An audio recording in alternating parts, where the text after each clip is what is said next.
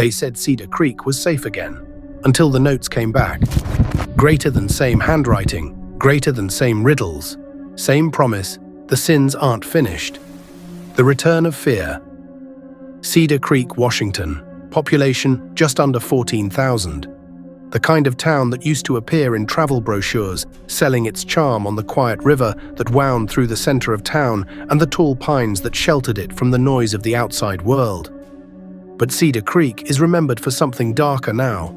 Back in 2019, the town became infamous after a string of murders left 4 young people dead and a community in shock. Each killing was preceded by a cryptic note, handwritten, jagged, and poetic in the worst way. The notes were filled with religious imagery and dark riddles, signed only with the words, "The Confessor." The man arrested for those crimes was Elijah Rowe, a former janitor from the local high school. He was convicted in 2020, sentenced to life in prison without parole. For 5 years, Cedar Creek told itself the nightmare was over. The killer was caught. The case was closed. The creek was quiet again. But in July of 2025, all of that changed. It began on the 4th of July as families gathered for fireworks over the river. That morning, a tourist hiking near the water's edge found a mason jar buried in the mud. Inside, folded in plastic, was a note. Same handwriting, same style. It read, "Sin 6 awakens where fire meets sky." That night, as fireworks lit up the sky above Cedar Creek, a fire broke out behind the high school's football field. By sunrise, firefighters uncovered a body in the ashes. A teenage boy, burned beyond recognition. The first thought on everyone's mind, Elijah Rowe had returned. But how could that be?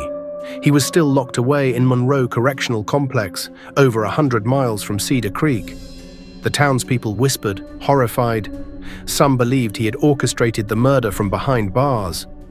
Others thought the unthinkable, that Rowe hadn't acted alone back in 2019. For Cedar Creek, the nightmare had begun again.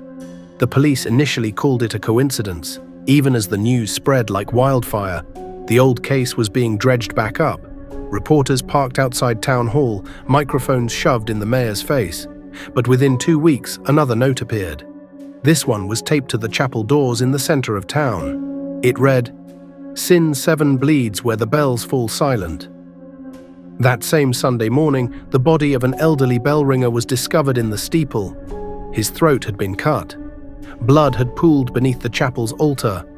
The similarities to the original crimes were impossible to ignore. In 2019, Elijah Rowe's notes had each corresponded to a victim. Back then, he'd spoken of 4 sins. 4 lives were taken, but this was different. These notes spoke of 6, 7, and counting. The community split into 2 camps. One group believed there was a copycat killer at work, a disturbed admirer of Rowe's crimes who wanted to keep the legend alive. The other group feared something far worse, that the wrong man had been convicted and the real confessor was still free. As more bodies turned up, the fear reached a fever pitch. Local businesses closed earlier, and a curfew was enforced for the first time since the original murders. Families pulled their children out of school camps. No one walked alone at night. The killer, whoever they were, wasn't just taking lives, they were taking Cedar Creek's peace all over again. By late July, the state had seen enough. Cedar Creek's police force was small, and while they were capable, they were overwhelmed. That's when Detective Marla Hensley entered the picture. Hensley was a specialist in ritual crimes, known for her work on several cult-related murders in Oregon and California. She was sharp, methodical, and unshaken by theatrics. When she examined the new notes, she noticed something the original investigators had missed. Elijah Rowe's confessions in 2019 had spoken only of 4 sins, exactly 4. That lined up with the 4 known victims. The case had seemed complete, but these new confessions referenced 6, 7, 8, and beyond. Why? Had someone picked up where Rowe left off? Or had Rowe been just one part of a larger design? Hensley interviewed Rowe in prison. He hadn't aged much, but his eyes were hollow, his voice still cryptic. 4 sins washed away, but none were mine, he told her. The creek knows the truth. The creek forgives. When she pressed him about the new murders, he smiled faintly. "Ask them where I learned to write," he whispered. It was a chilling hint. Was Rowe suggesting he'd been taught, trained by someone else? That he wasn't the mastermind after all? Cedar Creek wasn't done bleeding. On August 2nd, a librarian was found drowned in the river, her body tied to a chair. Next to her, in a sealed jar, was another note. "Sin 8 whispers where knowledge rots." The community's small library closed indefinitely after the murder.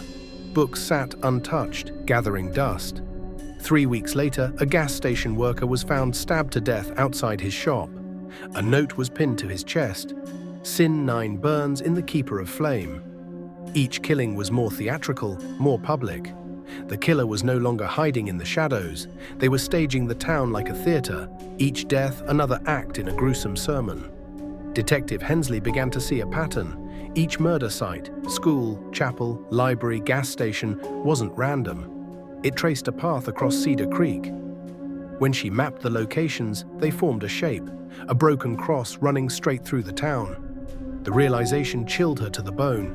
The killer wasn't just targeting victims, they were carving a message into Cedar Creek itself. By late August, the town was in open panic. Hensley pressed for DNA analysis from the crime scenes, and when the results came back, they were shocking. The DNA didn't match Elijah Rowe. It didn't even match any known offender in the system. It belonged to someone with no record, a ghost. On September 1st, Detective Hensley received a letter in the mail. No fingerprints, no return address, same handwriting.